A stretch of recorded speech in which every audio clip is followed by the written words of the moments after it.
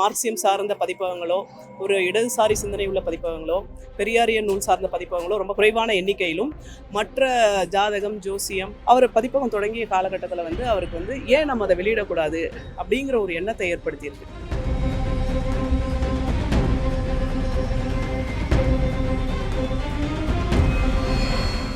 Independence மூமெண்ட்டில் அங்கே இருக்க கட்சிகளும் அங்கே இருக்க பொலிட்டிக்கல் ப்ராப்ளம்ஸ் பற்றி ஒரு இடதுசாரி பார்வையிலும் சரி, இந்திய சமூகமாக எப்படி மாறி இருக்குது, அப்புறம் இந்திய அரசாங்கம் இங்கே இருக்கிற பொலிட்டிக்கல் ப்ராப்ளம்ஸ் இந்த புக்கு அருமையாக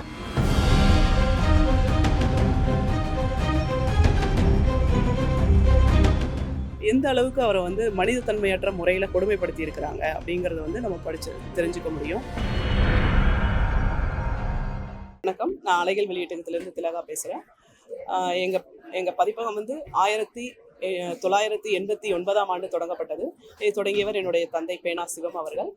இந்த பதிப்பகத்தை அவரை தொடங்கி கிட்டத்தட்ட 37 ஆண்டுகளாக வெற்றிகரமாக நடத்திக்கிட்டு வரோம். எங்கள் பதிப்பகம் கோடம்பாக்கத்தில் ஆரம்ப காலத்தில் துவங்கப்பட்டு பின்னர் இப்போது ராமபுரத்தில் நாங்கள் செயல்பட்டு வருகிறோம். எங்கள் பதிப்பகத்தில் முக்கியமாக பார்த்தீங்கன்னாக்கா பல மொழிபெயர்ப்பு நூல்கள் நாங்கள் நிறைய வெளியிட்டிருக்கிறோம். எங்கள் தந்தை இந்த பதிப்பகத்தை தொடங்குற காலகட்டத்தில் தமிழ் சூழல் பார்த்தீங்கன்னா எப்படி இருந்துச்சுன்னா, பொதுவாக நிறைய மொழிபெயர்ப்புகளோ மற்ற நூல்களோ அந்த அளவுக்கு இல்லாமல் நிறைய புத்தக கண்காட்சியில் அன்னைக்கு காலகட்டத்தில் மார்க்சியம் சார்ந்த பதிப்பகங்களோ, ஒரு இடதுசாரி சிந்தனை உள்ள பதிப்பகங்களோ, பெரியாரியன் நூல் சார்ந்த பதிப்பகங்களோ ரொம்ப குறைவான எண்ணிக்கையிலும், மற்ற ஜாதகம், ஜோசியம், மற்ற ஆன்மீகம் சார்ந்த நூல்கள் அந்த மாதிரியான வெளியீடுகளும் சார்ந்த பதிப்பகங்களுமே மிக அதிகமாக ஆக்கிரமிக்கப்பட்டிருந்த சூழ்நிலையில் இன்று புத்தக கண்காட்சியில் பார்த்தீங்கன்னாக்கா பல இளைய தலைமுறையினர் மற்றும் பல பதிப்பகங்கள் இந்த புத்தகங்களை வெளியிட்டு இன்னைக்கு புத்தக கண்காட்சி மேலே ஒரு பெரும்பான்மை பங்கு பெரியாரியம், மார்க்சியம், இடதுசாரி இயக்கங்கள் சார்ந்த நூல்கள் ஆக்கிரமித்திருக்கக்கூடிய சூழல் உருவாகி இருக்குது. எங்கள் பதிப்பகத்தை பொறுத்த அளவில் ஆரம்ப காலங்களில் பகுத்தறிவு சார்ந்த நூல்கள் மொழிபெயர்ப்புகளாக கேரளா எழுத்தாளர்களுடைய மொழிபெயர்ப்புகளாக வெளியிட்டிருக்கிறோம். அதில் குறிப்பாக பார்த்தீங்கன்னா பிராமண மதம் தோற்றமும் வளர்ச்சியும், பகவத்கீதை ஒரு ஆய்வு, கிறிஸ்துவும் கிருஷ்ணனும் கற்பனையே, இப்படி போன்ற பகுத்தறிவு சார்ந்த நூல்கள் மற்றும் அப்புறம் கோவூரினுடைய கடவுள் மதம் கட்டுக்கதைகள், அப்புறம் புரோகிதம், சோதிடம், இப்படியெல்லாம் பகுத்தறிவு சார்ந்த நூல்களை ஆரம்ப காலங்களில் வெளியிட்டு இருந்திருக்கோம். தொடர்ச்சியாக இப்படி எங்களுடைய பயணத்தில் பார்த்தீங்கன்னா மார்க்சியம் சார்ந்த நூல்களுக்கு முக்கியத்துவம் அளிக்கிறது. அந்த வகையில் மார்க்சியத்துக்கு விரோதமான நூல்களை வெளியிடுறதில்லை அப்படிங்கிறதுல எந்த காம்ப்ரமைஸும் இல்லாமல் எங்கள் அப்பா இன்னைக்கு வரைக்கும் அதை தொடர்ச்சியாக எனது தந்தை செயல்படுத்தி வராரு. என் பேர் வெங்கடேஷ். நான் டெல்லி யூனிவர்சிட்டியில் பிஹெச்டி பண்ணிக்கிட்டு இருக்கேன். நான் அலைகள் ஸ்டாலில் இந்த வருஷம் புக் ஃபேர் போட்டிருக்கோம். நான் ஸ்டாலில் ஒரு 4 வருஷமாக ஒர்க் பண்ணிக்கிட்டு இருக்கேன். எங்கள் ஸ்டாலில் தமிழகத்தில் ஃபஸ்ட்டு வந்த இடதுசாரி சார்ந்த நூட்கள் போடுற பதிப்பகம் அலைகள் வெளியீட்டகம் தான். ஸோ அதுக்கப்புறம் மற்ற பதிப்பகங்கள்லாம் போடுறாங்க. நம்ம அலைகள் வெளியீட்டகமில் பெரும்பான்மையாக போடுற நூல்களும் இடதுசாரி நூல்களாக தான் போடுறோம். நாவல்கள் இடதுசாரி நாவல்களை கொண்டு வருது, மக்கள் இலக்கியங்களை கொண்டு வரத நூல்களாக கொண்டு வந்துக்கிட்டு இருக்கோம். இப்போ நம்ம ஜவஹர்லால் நேருவோட வால்யூம்ஸ்லாம் மட்டும் இருக்கும். உலக சரித்திரம், டிஸ்கவரி ஆஃப் இந்தியா, அப்புறம் ஜவஹர்லால் நேரு அவங்க மகளுக்கு எழுதின கடிதங்கள்லாம் நம்ம போட்டிருக்கோம். அப்புறம் அவரோட சுயசரிதைன்ற மாதிரி இருக்கும்.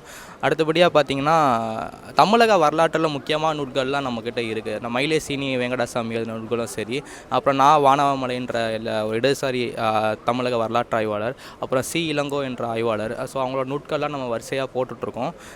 அடுத்தபடிங்களாக பார்த்திங்கன்னா அம்பேத்கரோட இலக்கியங்கள், அவரோட சாதி ஒழிப்பு இலக்கியங்கள்லாம் நம்ம தொடர்ச்சியாக போட்டுக்கிட்டுருக்கோம். அவரோட ஒர்க்ஸ் இன்றைக்கி தமிழ் சூழலை அறிமுகப்படுத்தணும் காரணத்துக்காண்டி அவரோட வெளியீட்டங்கள்லாம் போட்டுட்ருக்கோம். இத்தகைய நூல்களை வெளியிடுறதுக்கான காரணம் அப்படின்னு கேட்டிங்க அப்படின்னா அந்த கொள்கையின் மீது உள்ள பற்று தான் அப்படின்றது தான் குறிப்பாக சொல்லணும். எனது தந்தை ஆரம்ப காலங்களில் பெரியாரிஸ்டாக இருந்து பின்னர் மார்க்சியம் சார்ந்த நூல்களை படித்து அந்த மார்க்சிய ஆசான்களுடைய நூல்கள் படிப்பதன் மூலமாக பெரியாரிஸ்டாக இருந்தவர் மார்க்சியவாதியாக மாறி மார்க்சியம் சார்ந்த நூல்களை பதிப்பிக்க ஆரம்பித்தாருங்கிறது தான் அந்த கொள்கை பிடிப்போடு இன்றைக்கு வரைக்கும் மார்க்சியம் சார்ந்த நூல்களை வெளியிடணும் அப்படின்றது தான் முக்கியமான அந்த கொள்கை பிடிப்பு தான் காரணம் அப்படின்னு சொல்லலாம். எங்களுடைய வெளியீட்டகத்தில் பார்த்தீங்கன்னாக்கா மார்க்சியம் சார்ந்த நூல்கள் மட்டும் அல்லாமல் தமிழில் வாசகர்களுக்கு கிடைக்காத பல புதிய நூல்கள் நாங்கள் வெளியிட்டிருக்கிறோம். அந்த வகையில் ஆங்கிலத்திலேருந்து உலக அளவில் புகழ்பெற்ற நள்ளிரவில் சுதந்திரம், டொமினிக் லேபியர் லேரி காலேஜ் எழுதின அந்த புத்தகத்தை நாங்கள் தமிழில் வெளியிட்டிருக்கிறோம். அந்த புத்தகங்கள் வெளியிட்டு கிட்டத்தட்ட 25 ஆண்டு காலம் ஆனாலும் இன்று வரை பலராலும் அது வந்து பல வகைகளில் பேசப்பட்டு வர ஒரு முக்கியமான நூலாக இருந்துகிட்டு இருக்கு. அதுக்கப்புறம் நேருவினுடைய உலக சரித்திரம் வெளியிட்டிருக்கிறோம். அப்புறம் 4 வேதங்களை வந்து நாங்கள் வந்து தமிழில் மொழிபெயர்த்து வெளியிட்டிருக்கிறோம். அது வந்து 7 பாகமாக வெளிவந்திருக்குது. இந்த நூலை நாங்கள் வெளியிடுறதுக்கான முக்கிய காரணம், பல பேர் எங்களை விமர்சனம் கூட பண்ணாங்க, நீங்கள் வந்து வேதங்களை வந்து எப்படி வெளியிடுறீங்க அப்படிங்கிற மாதிரி.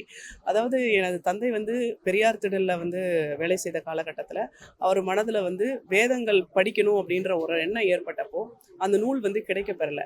அப்போ அன்றைக்கு அவருக்கு அந்த நூல் கிடைக்கப்பெறாதது வந்து அவர் பதிப்பகம் தொடங்கிய காலகட்டத்தில் வந்து அவருக்கு வந்து ஏன் நம்ம அதை வெளியிடக்கூடாது அப்படிங்கிற ஒரு எண்ணத்தை ஏற்படுத்தியிருக்கு. அதன் விளைவாக வந்து வேதங்களை வந்து நாங்கள் மொழிபெயர்ப்பை வெளியிட்டிருக்கிறோம். பலரும் வந்து எங்ககிட்ட வந்து ஸ்லோகங்கள் இல்லையா, நாங்கள் மந்திரமாக அதை படித்து நாங்கள் வந்து அதை தெரிஞ்சுக்க விரும்புகிறோம், நாங்கள் அதை பாராயணம் பண்ண விரும்புகிறோம் அப்படிலாம் கேட்பாங்க. பட் எங்களுடைய நோக்கம் அது கிடையாது. நாங்கள் வந்து வேதங்களினுடைய மொழிபெயர்ப்பை வெளியிட்டது காரணம், வேதங்களில் எல்லாமே இருக்குன்னு சொல்லக்கூடிய சூழ்நிலையில் அது என்னதான் இருக்குது அப்படின்னு தமிழ் சமூகம் தெரிஞ்சுக்கணும் அப்படிங்கிற நோக்கத்தோடு நாங்கள் அதை வெளியிட்டிருக்கிறோம். அதுக்கப்புறம் பார்த்தீங்கன்னாக்கா கருப்பு அடிமைகளின் கதை அப்படின்னு சொல்லிட்டு ஹெரியட் பீச்சர் ஸ்டோவினுடைய நூலை வந்து மொழிபெயர்த்து வெளியிட்டிருக்கோம். இந்த வருஷம் நான் கொண்டு வந்த புக்கு வந்து நக்சல் பாதிப்பு எழுச்சிக்கு பிந்தைய இந்தியா வரலாறுன்ற புக்கு. இந்த புக்கு பார்த்திங்கன்னா இந்தியா வரலாறை வந்து ஒரு லெஃப்டிஸ்ட் பார்வையில் வந்து, அதாவது இண்டிபெண்டன்ஸ் மூமெண்ட்டில் அங்கே இருக்க கட்சிகளும் அங்கே இருக்க பொலிட்டிக்கல் ப்ராப்ளம்ஸ் பற்றி ஒரு இடதுசாரி பார்வையிலும் சரி, அப்புறம் 70களுக்கு பிந்தைய இந்தியா வரலாறு, எல்பிஜின்னு சொல்லுவாங்க, லிபரேஷன் குளோபலைசேஷன் ப்ரைவேடைசேஷன் கொண்டதுக்கப்புறம் இந்திய சமூகமாக எப்படி மாறி இருக்குது, அப்புறம் இந்திய அரசாங்கம், இங்கே இருக்கிற பொலிட்டிக்கல் ப்ராப்ளம்ஸ் இந்த புக்கு வந்து அருமையாக ஆராயிரம் நூலாக இருக்கும். அப்புறம் சாதியை பற்றிய பார்வை, அப்புறம் ஃபாசிசம்ன்ற பொலிட்டிக்கல் தாட் பற்றி இந்த புக்கு அனலைஸ் பண்ணுற புக்காக இந்த புக்கு இருக்கும். இப்போ சமீபமாக நாங்கள் வெளியிட்ட நக்சல்பரி எழுச்சிக்கு பிறகு இந்தியா அப்படிங்கிற நூல் வந்து நக்சல்பரி இயக்கம் எப்படி வந்து தொடங்கி இன்று வரை அது வந்து எப்படி இன்னைக்கு வரைக்கும் அது நீடிச்சு நிலைச்சு இருக்குது அப்படிங்கிறத பெர்னட் டி மெல்லோ அப்படிங்கிற ஆசிரியர் வந்து ஒரு பொருளாதார ஆய்வு நூலாக வந்து அதை வந்து ஆய்வு செஞ்சு இது பண்ணியிருக்கிறாரு. நக்சல்பரி இயக்கத்தினுடைய வரலாறாக மட்டும் அதை பேசாமல் அது வந்து நக்சல்பரி வசந்தத்தின் இடிமுழக்கம் கட்டம் 1, 2, 3 அப்படின்ற 3 பாகங்களாக பிரித்து அந்த இயக்கம் வந்து ஒவ்வொரு காலகட்டத்திலையும் பல மத்திய அரசால் பல வகைகளில் எப்படி அழிச்சொழிக்கப்பட்டாலும் அது எப்படி தொடர்ச்சியாக அது இன்னைக்கு வரைக்கும் எக்ஸிஸ்ட் ஆகிட்டு இருக்கு, எப்படி தன்னை வந்து தகவமைச்சு வளர்ந்து மாறி வந்துகிட்டு இருக்கு, அதனுடைய தேவை சமூகத்தில் எப்படி உருவாகிக்கிட்டே இருக்கு புதுசாக அப்படிங்கிற மாதிரி அந்த நூலில் வந்து ஒரு முக்கியமான ஒரு பொருளாதார ஆய்வு நூலாக அதை உருவாக்கியிருக்கிறாரு. அப்புறம் இந்த ஆண்டு வெளிவந்த ஒரு முக்கியமான நூல் வந்து தோழர் சாய்பாபா அவர்களினுடைய நூல் மரணத்தை வென்றா ஜிஎன் சாய்பாபான்ற Delhi university professor, English department professor. அப்புறம் இவர் வந்து ஹியூமன் ரைட்ஸ் ஆக்டிவிஸ்டாகவும் சரி, பழங்குடி மக்களுக்கான போராடுறவராக இருக்கார். இவர் வந்து ஒரு 5 வருஷம் யூஏபி என்ற சட்டத்தின் அடிப்படையில் ஜெயிலில் வைக்கிறாங்க ஒரு பிளாக் லா மூலமாக. ஸோ அவரோட அனுபவங்களும் சரி, அவங்களோட கூட அந்த தோழர்களோட நினைவு குறிப்புகள் மாதிரி இந்த புக்கு இருக்கும். இதன் மூலமாக ஒரு 90% உடல் ஊனமுற்றவர் வந்து எப்படி வந்து மக்களுக்காண்டி போராடினார ஒரு எழுச்சி மிக்க புக்காக அந்த புக்கு இருக்குன்னு நினைக்கிறேன். அந்த நூல் பார்த்தீங்கன்னாக்கா அது வந்து ஒரு கட்டுரை தொகுப்பு. அது தோழர் சாய்பாபா இறந்ததுக்கப்புறமா அவருக்கு அஞ்சலிக்காகவும் மற்றவர்களுக்காகவும் செலுத்தப்பட்ட கட்டுரைகளினுடைய தொகுப்பாக வெளிவந்திருக்கு. அதை நாங்கள் மொழிபெயர்த்து வெளியிட்டிருக்கிறோம். அந்த கட்டுரைகளை படிச்சிங்க அப்படின்னாக்கா ஒரு அரசு இயந்திரம் எந்த அளவுக்கு 90% ஊனமான தோழரை எந்த அளவுக்கு அவங்க கொடுமைப்படுத்தி இருக்கிறாங்க, அவரை எந்த குற்றம் செஞ்சாருன்னே அவங்களால நிரூபிக்க முடியாத சூழ்நிலையிலையும் ஒரு 10 ஆண்டுகள் அவரை சிறையில் வச்சு எந்த அளவுக்கு அவரை வந்து மனிதத்தன்மையற்ற முறையில் கொடுமைப்படுத்தி இருக்கிறாங்க அப்படிங்கிறத வந்து நம்ம படித்து தெரிஞ்சுக்க முடியும். அது வந்து நமக்கு மிகப்பெரிய, அதாவது போராடும் சக்திகளுக்கு அந்த மாதிரி ஒரு சூழ்நிலையிலையும் அவர் வந்து எந்த அளவுக்கு மன உறுதியோடு இருந்திருக்கிறாரு சிறையில் அப்படிங்கிறத நம்ம படிக்கும்போது போராட்ட குணமுள்ள ஒவ்வொருத்தருக்குமே அது மிகப்பெரிய ஒரு உந்து சக்தியாக இருக்கும் அப்படிங்கிறத தெரிவிச்சுக்கிறேன். இங்கே தமிழ் வாசகர்களுக்கு ஒரு புது நோக்குகளான நூல்களை கொண்டு வரணும், அதாவது ஒரு இன்டலெக்சுவலாகவும் சரி, ஒரு ரெவல்யூஷனரி பெர்ஸ்பெக்டிவில் வந்து புது நூட்களை கொண்டு வரணும், அறிமுகப்படுத்தணும், ஒரே நோக்கத்துக்காண்டி அலைகள் வெளியிட்டகம் வந்து செயல்பட்டுக்கிட்டு இருக்கோம். தொடர்ச்சியாக அதுக்காண்டியும் நம்ம செயல்படுறோம். ஃப்யூச்சர்லேயும் அதை நோக்கி நம்ம பாதையில் போவோன்ற நம்புகிறேன்.